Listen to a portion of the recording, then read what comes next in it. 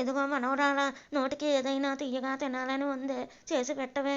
సరే బామ్మ, ముంజులతో పాయసం చిటికలో చేసి పెడతాను. ముంజుల పాయసమా? సరే గాని నువ్వు ముంజుల పాయసం అంటే నాకు ఈ మధ్య చూసిన సినిమా ముంజుల బాయ్స్ గుర్తొస్తుంది. అయ్యో బామ్మ, అది ముంజుల బాయ్స్ కాదు, మంజుమల్ బాయ్స్. ఆ, అదేలే. నీలాగా నాకు నోరు తిరుగుతుందా ఏమిటి? సరే గాని సినిమా ఎలా ఉంది బామ్మ? చాలా బాగుందే మనవరాల.